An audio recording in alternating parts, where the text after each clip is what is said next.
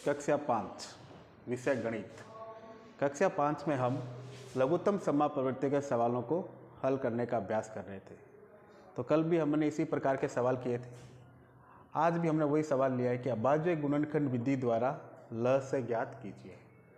तो इसके लिए मैंने आपको बताया था कि जिन संख्याओं का हमें ल से निकालना है, जैसे पहला सवाल है 14 और 21, इसको हमें अभाज्य गुणनखंड विधि द्वारा हल करना है।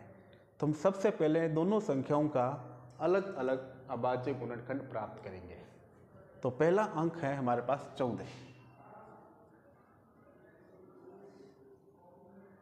14 का अभाज्य गुणनखंड हम सबसे पहले सबसे छोटी अभाज्य संख्या उसका क्या लगाएंगे, भाग। तो सबसे छोटी अभाज्य संख्या होती है 2। तो देखो 2 का भाग 14 में पूरा पूरा जाता है, तो हमने 2 का भाग लगाया। तो 2 के पाड़े में 14 कितनी बार आएंगे, 2 एकम 2, 2 दूनी 4, 2 तिया 6, 2 चौके 8, 2 पंजे 10, 2 छंग 12, 2 सते 14। कितनी बार, 7 बार। तो हमने यहाँ लगा दिया 7। अब 7 अभाज्य संख्या है, यह किसी भी पाड़े से विभाजित नहीं होता है, केवल अपने ही पाड़े से विभाजित होता है।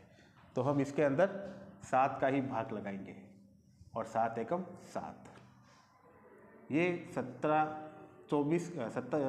14 का अभाज्य गुणनखंड हो गया 2 × 7। और अभाज्य गुणनखंड के बारे में मैंने बताया था, हम किसी भी संख्या में हम अभाज्य संख्याओं का तब तक भाग लगाते रहते हैं जब तक भागफल 1 प्राप्त न हो जाए। फिर हमारे पास दूसरी संख्या है 21। अब 21 में देखिए इक्का का अंक 2 है, तो यह संख्या 2 से विभाजित नहीं है।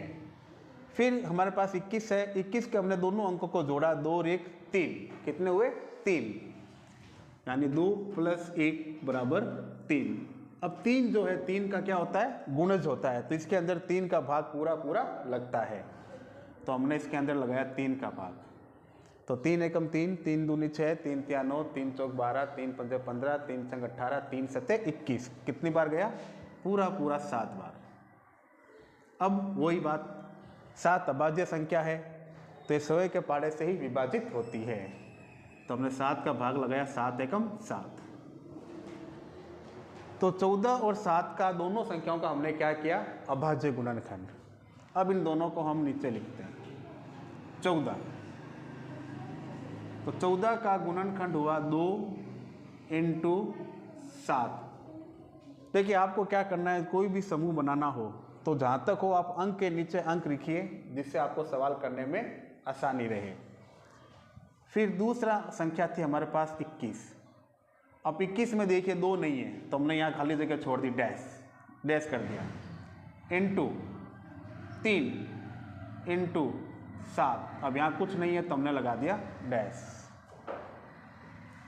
फिर लसम में हम क्या करते हैं कि जो समूह हमारे पास बन रहे हैं उसके प्रत्येक संख्या, आपको प्रत्येक लाइन में से एक एक अंक लेना है, चाहे समूह बन रहा हो चाहे समूह न बन रहा हो।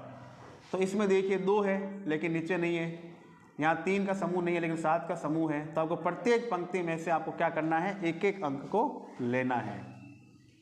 तो 14 और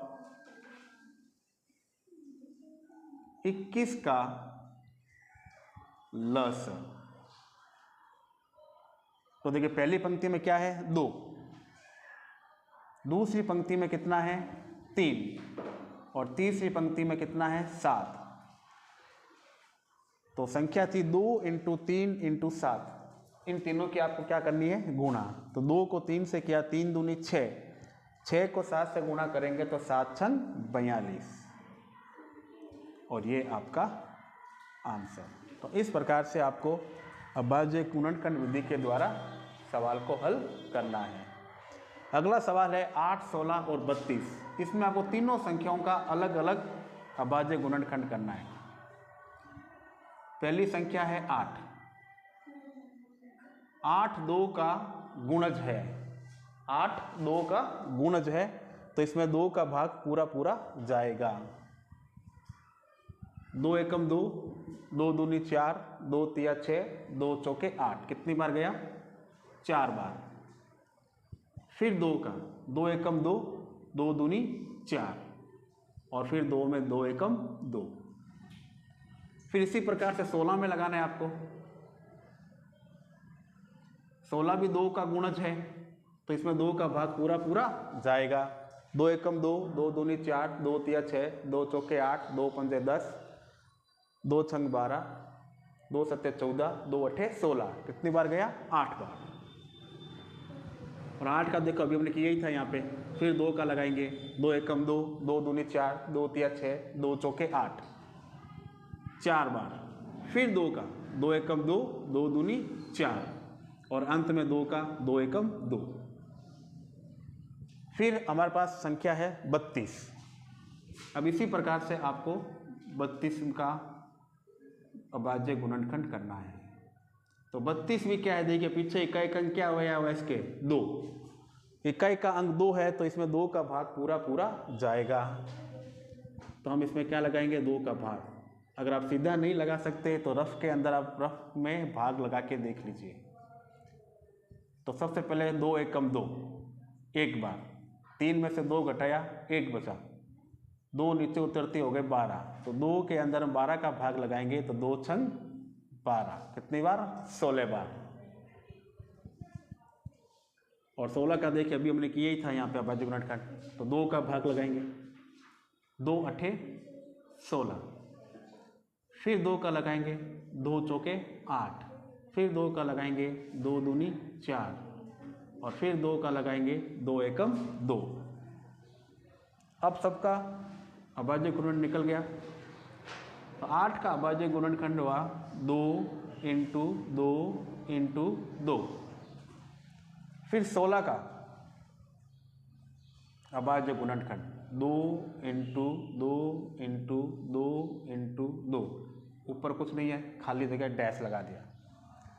अब फिर इसी प्रकार से 32 का, तो 2 कितनी बार? देखिए 1 2 3 4 5। तो 2 इंटू 2 इंटू 2 इंटू 2 इंटू 2। यहाँ कुछ नहीं है, खाली स्थान।